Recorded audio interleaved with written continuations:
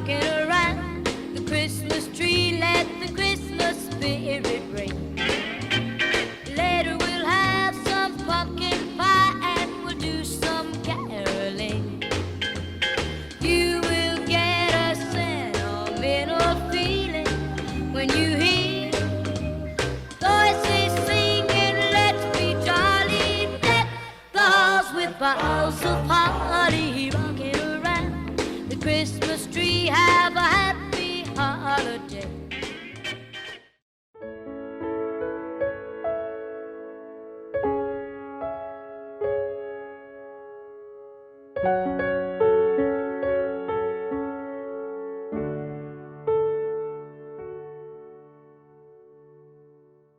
Christmas is the happiest time of the year, for some. With lowering temperatures in the autumn and winter months, those unfortunate enough to be rough sleeping suffer the most. Today, I'm investigating and researching the struggles of those sleeping rough near Christmas and how we, the public, can help the homeless during these harsh times. Leading charity in the fight against homelessness, Crisis estimates that preventing homelessness costs the public sector an additional £1,426 to £1,558 per single case of homelessness, whilst allowing it to persist for 12 months costing £11,733 to £20,128.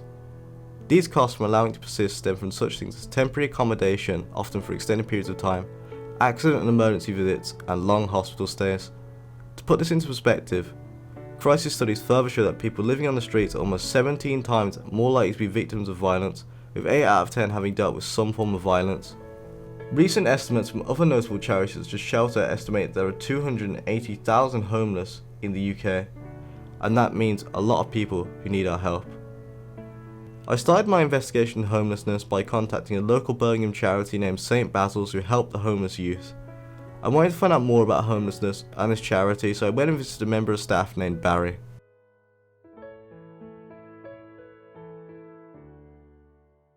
So I'm here with Barry Hodge, and we're going to talk about St Basil's today. So, what are St Basil's aims? Prevention of youth homelessness. Ultimately, the whole aspect of our work is about preventing youth homelessness from happening in the first place, or at the very least preventing it from happening again.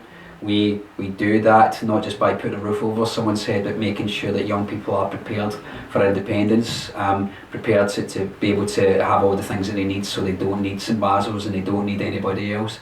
The reason for that is if we can get young people to that point in their lives, then they become independent members of society, they contribute to that society, and it's not just them that wins, but everybody wins. So the whole thing is about preventing youth homelessness. Yeah, so this is quite a heavy question, but do you think the government does enough to help the homeless? It's a difficult question to answer. I think what the government does do is it focuses on crisis rather than prevention. And the reasons why is because that's a vote winner. You know, the reality is that, you know, rough sleeping is an aspect of homelessness. It's the most visual aspect of homelessness, and it's what people tend to think homelessness is, and homelessness isn't anything else. But the reality is that homelessness starts way before rough sleeping. You know, the reasons for it start way before it gets to that point.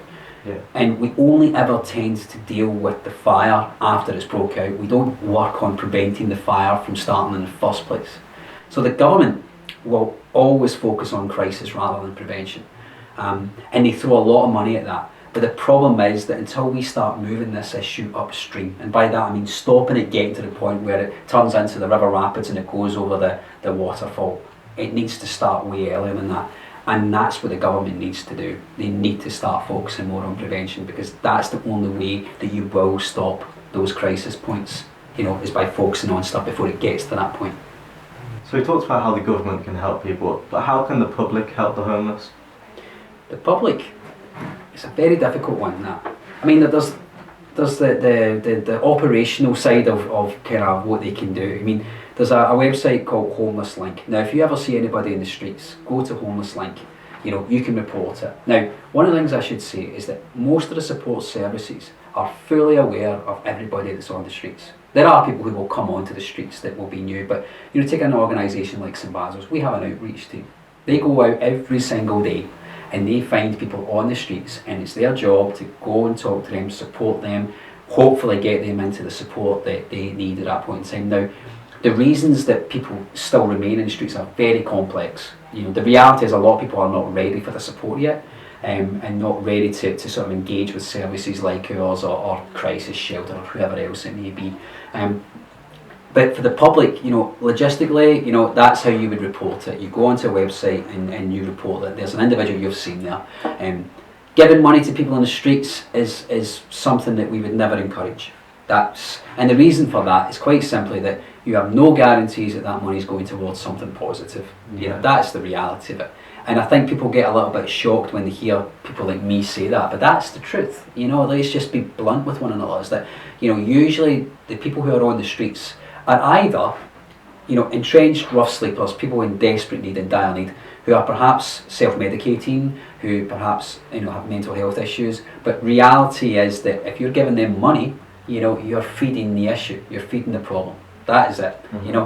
But increasingly so, a lot of the people on the streets who are begging aren't in genuine need, but they are actually victims themselves of forced labour, slavery, modern day slavery. They are being forced to do this to fund other people.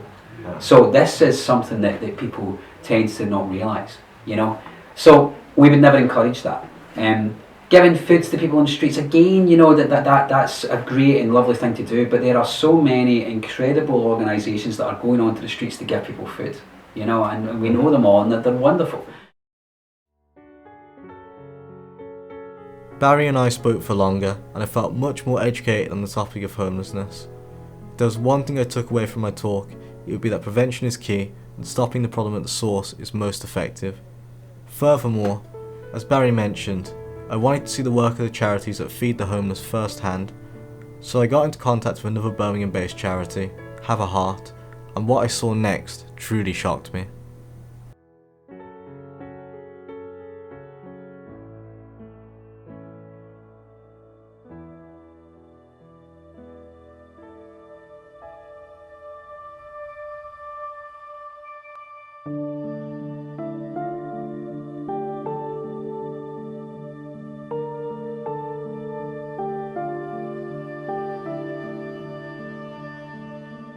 I was astounded by the sheer number of homeless people queuing for food and clothing. Eventually, after the queue died down, I spoke to the founder, A Hart. My name is A Hart and I am 60 years of age and I am the founder of A Hart Help the Homeless. I think these guys really need the help. When we first started, we did used to walk around the city centre. We wasn't stationary.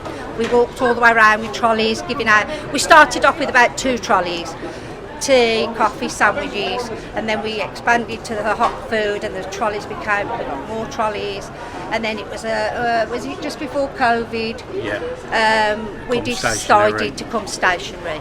This is quite a heavy question, but do you think the government does enough to help the homeless? They say they do, but I don't think they do. I think it took COVID for them to see how much the guys were struggling on the streets.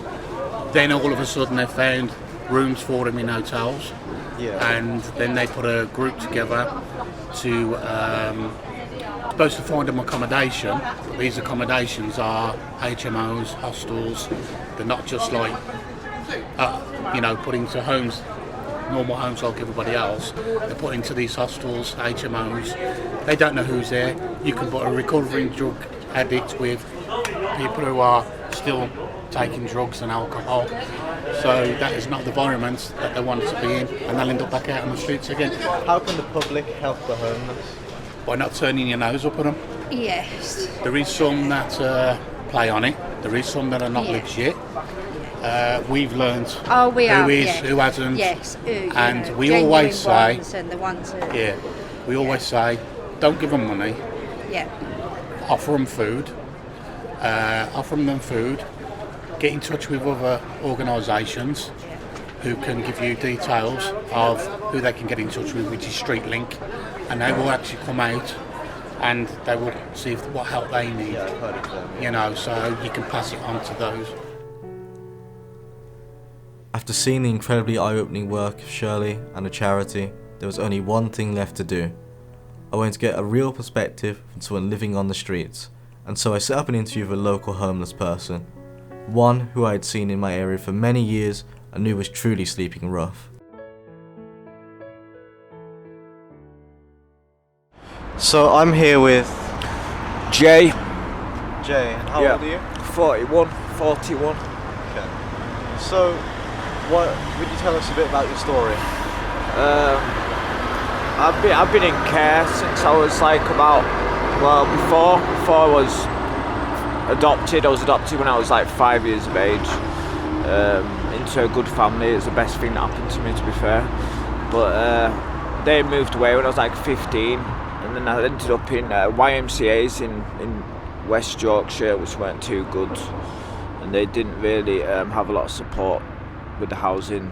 But because we was of a young age, they put us into supported accommodation. But the truth of the matter was, I was in rough areas, and we got attacked by local youths, and the place got set on fire. There was a lot of drug issues going on there, and that was when I was only 16.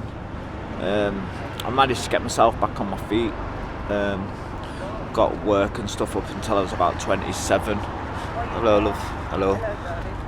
Until I was about 27, and I lost contact with my mum and dad, my adopted parents and stuff, and I ended up in Wales, working in a restaurant in Wales because I was doing catering, and they'd provided some accommodation and stuff because I was obviously didn't have a lot of money. It was just on about 10 grand a year, if that. It was just about less than £1,000 every month, so I was finding it hard to put a roof over my head and stuff, but I was okay. And then I lost my job there because it was only seasonal work for Christmas time, and come to Birmingham, and I was homeless on the streets here, and that went on for ages and ages because they put you in a hostel there. They don't necessarily house you, they just keep you in the hostel. And again, there's drugs and alcohol, which there always is on the streets. I got involved with heroin. I was addicted to that for nearly 10 years. So a long portion of my life was living on the streets. Thank you. And being addicted to drugs, basically. And it was okay at first. I was just doing it because I wanted to forget what went wrong in my life. But then after a while you start getting health complications, and you're not eating right, and then there's bullies on the street. There's a lot of dangerous stuff going on. Like only the other day, some people that I know have hijacked a drug dealer, took his drugs, took his money, took his car, and then the dealer's come back to get his stuff off some guy, and this guy stabbed him up. That was just like 2 days ago that happened. And that's round one of the HMOs where I'm supposedly getting supported housing, so it's not very good supporting housing. The landlords at the moment are trying their best to do everything, but they seem more concerned with sorting out the fire doors than anything in the place, making sure that they get paid by the government, which is ridiculous because they're paying £225 a week for a shared house, for each person who lives there. Most of the people have got issues, mental health problems, drug issues, alcohol issues, mamba issues, and they're getting £225 a week off the government, when people should be able to use that money to get, like, they could put together 3 people could get a decent shared house, a proper house, instead of putting it into somewhere that's been chopped up into sections. But at the moment I'm staying away. Like I said, the other couple of days that went on with a pretty violent guy, so I'm just laying low on the street at the moment because it's not safe to go back there. And like I say, a lot of the people I know that go there have either come out of prison and they haven't had support and they fell back into their criminal ways, or they're just victims and they're ill and they've ended up on some kind of drugs or something and they can't break the circle. It's just getting worse instead of better, I think. I don't know. Do you think the government does enough to help the homeless? I think they need to put some more, like anything, do you know, when you have children come up, not children, but young adults coming out of school and they've got nothing to do and nowhere to go. Yeah. There just doesn't seem to be any support hubs that can handle the amount of people, because they'll support immigrants and people who are homeless and stuff. They'll feed them a little bit, but there's nowhere really to get them interested in doing anything but just hanging around. We need something like I don't know, like the job centre, you used to be able to go and read off the board. Now it's all on computer. It's very segregated. You don't actually hear people talking about anything, or you just need more of, like when I was 16, there was the YMCA, but they'd only take in people under 18 because of people's mindset. And unfortunately, people just want to make a quick bit of money and just do what they can. And it's just a temporary solution for a big problem. We need more permanent solutions, man. Permanent solutions.